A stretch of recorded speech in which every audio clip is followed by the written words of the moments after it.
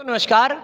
भारतीय टुडे 21 से मैं आरपी पंडित आपके साथ हूं। मैं इस समय हरियाणा प्रदेश का जो नया गठन हुआ है उससे मैं जिला करनाल के ग्रामीण जिला अध्यक्ष कांग्रेस पार्टी के राजेश वैद जी के साथ हूं। वैद साहब, जिस तरह से वोट चोरी का लगातार कांग्रेस पार्टी आरोप लगा रही है, राहुल गांधी जी बिहार में अपनी यात्रा को लेकर चल रहे हैं और जो वर्तमान सत्ता पक्ष है वो बार बार आपकी बात को कहता कि ये झूठ बोल रहे हैं, ऐसा कुछ नहीं हुआ, तो आप इसको क्या कहेंगे? देखिए, आज पूरा देश ये मान चुका है कि चुनाव आयोग और बीजेपी आपस में मिले हुए हैं और हमारे नेता प्रतिपक्ष माननीय राहुल गांधी जी ने इनकी चोरी को खुलेआम पकड़ लिया है और अब ये छुपते घूम रहे हैं। आप देखिए कि चुनाव आयुक्त की नियुक्ति, मुख्य चुनाव आयुक्त की नियुक्ति का जो पहले पैनल होता था उसमें प्रधानमंत्री जी, नेता प्रतिपक्ष जी और इस देश के सबसे बड़े संवैधानिक पद चीफ जस्टिस ऑफ इंडिया, मुख्य न्यायाधीश नियुक्ति का निर्णय करते थे। 6 महीने पहले हमारे देश के प्रधानमंत्री मोदी जी ने इस देश के सबसे बड़े लोकतंत्र, देश के सबसे बड़े संवैधानिक पद पर आसीन चीफ जस्टिस ऑफ इंडिया को इस कमेटी से बाहर कर दिया और उनकी जगह अपने चहेते अमित शाह को शामिल कर लिया। तो मुख्य चुनाव आयुक्त अब अमित शाह और मोदी जी बना रहे हैं, तो आप खुद समझ सकते हैं, देशवासी खुद समझ सकते हैं ये दोनों किस व्यक्ति को बैठाएंगे। ये तो दोनों व्यक्ति कठपुतली बैठाएंगे।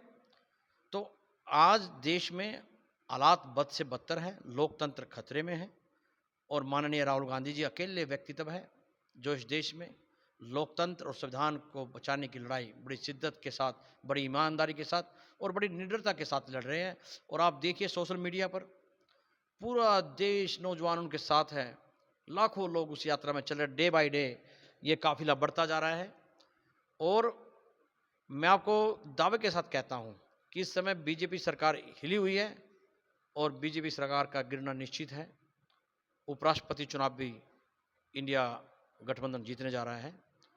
तो आज पूरे देश का युवा, मजदूर, किसान, गरीब सब एक नए रूप में इस देश के नए प्रधानमंत्री के रूप में माननीय राहुल गांधी जी को आज आशा की नजरों से देख रहा है।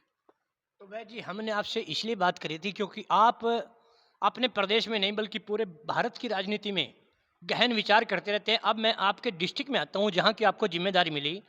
पिछले चुनाव में राहुल गांधी जी की भारत जोड़ो यात्रा में भी इसी तरह भीड़ थी, पूरा एक माहौल बनाया था कांग्रेस पार्टी ने।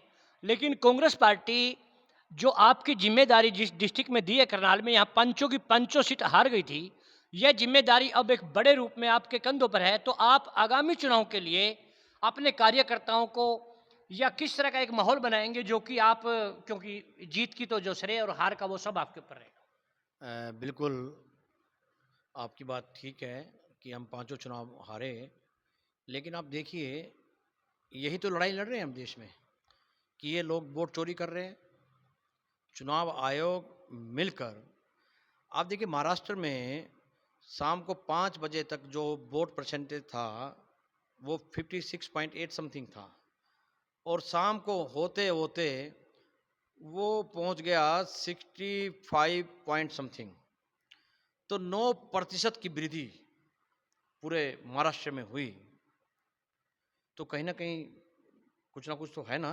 तो यही चीज तो हमने पकड़ी है। जिला करनाल में आप वोट चोरी की अगर आप बात करते हैं तो वोट चोरी को रोकने का क्या आपके पास नीति है? देखिए वोट चोरी का तो आपको सिलसिला सीधा सा है। देखिए जब 1 अगस्त को अपने चुनाव आयोग ने जो इनकी वेबसाइट है उस पर इन्होंने ओरिजिनल पीडीएफ डाउनलोड की हुई थी, अपलोड की हुई थी। कोई भी व्यक्ति अपनी वोट चेक कर सकता था। जब 7 अगस्त को राहुल गांधी जी ने प्रेस कॉन्फ्रेंस की तो इन लोगों ने क्या किया कि वहाँ से उसको डिलीट कर, रिमूव कर दिया और उसकी जगह जो पहले था ना, पहले तो टेस्ट बेस्ड कंटेंट था, ठीक है ना, उसको आप अपना कंप्यूटर पर कंट्रोल प्लस F और शॉर्टकट से जाके आप सर्च कर सकते थे। या आप अपने मोबाइल पे भी है ना पीडीएफ में जाके आप उसको चेक कर सकते थे और उसको आप अपलोड कर सकते थे, आप वहाँ विश्लेषण कर सकते थे, आप चेक कर सकते थे। लेकिन जैसी प्रेस कॉन्फ्रेंस के बाद रात को चुनाव आयोग ने वो सब रिमूव कर दिया और उसकी जगह पीडीएफ की स्कैन कॉपी अपलोड कर दी, जिसमें कि पिक्चर होती है, उसको आप देख नहीं सकते कौन क्या है। और इन्होंने ऐसे महाराष्ट्र की बंद कर दी वेबसाइट सारी कि चोर की दाढ़ी में तिनका।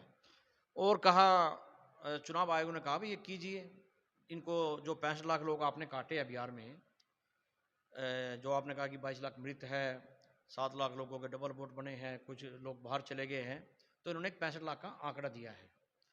तो ये जो हमारी मांग ये थी भाई, ये 65 लाख लोग हैं, इनको दिखा दीजिए आप कौन है। वो भी लिस्ट नहीं देना चाह रहे थे लोग, ये कि मतलब चोरी और सीना चोरी चल रही है इस देश में। हमारी जो अभी आप देखिए हरियाणा के अंदर भी बहुत सी सीटें ऐसी है, अभी हमारी एक दादरी विधानसभा है, वहाँ भी सुनने में आ रहा कि काफ़ी जाली वोट बनी है।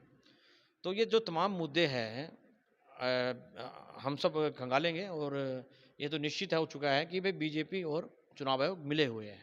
नहीं, आप इसको रोकेंगे कैसे? अपने डिस्ट्रिक्ट में कांग्रेस को कैसे इकट्ठा करें?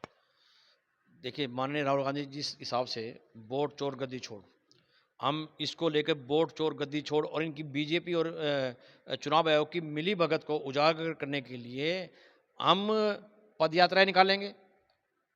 अभी हमने पिछले दिनों करनाल में 13 अगस्त को हमने मसाल जुलूस निकाला पूरे करनाल में, और जिसमें हजारों कांग्रेस कार्यकर्ताओं के साथ जनता ने पार्टिसिपेट किया और हमने वोट चोर गद्दी छोड़ के नारे के साथ पूरा ये किया मसाल जुलूस।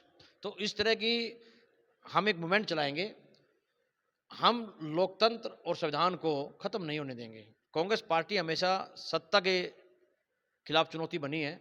जब इस देश में अंग्रेज थे तब भी एकमात्र कांग्रेस पार्टी थी जिन्होंने अंग्रेजों को ललकारा। उस समय आरएसएस तो इनके गुलामी कर रहे थे, किसी ने अपना तिरंगा झंडा नहीं लगाते थे ऊपर अपने कार्यालय में, अंग्रेजों के मुखबिर थे, अंग्रेजों के लिए ये मुखबिर का काम करते थे, गुहा बनते थे। लेकिन कांग्रेस पार्टी ने इस देश को आज़ाद कराने में अहम भूमिका निभाई और आज भी मोदी की तानाशाही के खिलाफ अकेला नेता हमारा माननीय राहुल गांधी जी और कांग्रेस पार्टी सीना ठोक कर इस अन्याय के खिलाफ एकजुट है और लड़ाई लड़ रहे हैं। तो देखिए, करनाल ग्रामीण जिला अध्यक्ष राजेश वैद्य जी ने अपनी बात रखी और कहा कि इस मुहिम को आगे से आगे और ज़्यादा बढ़ाकर हम वोट चोरी रोकने का काम करेंगे और भविष्य में कांग्रेस पार्टी जिला करनाल में एक बेहतर प्रदर्शन करेगी। इसी के साथ हम दोबारा से फिर वैद्य जी से कोई चर्चा करेंगे। तब तक के लिए जय हिंद, जय भारत।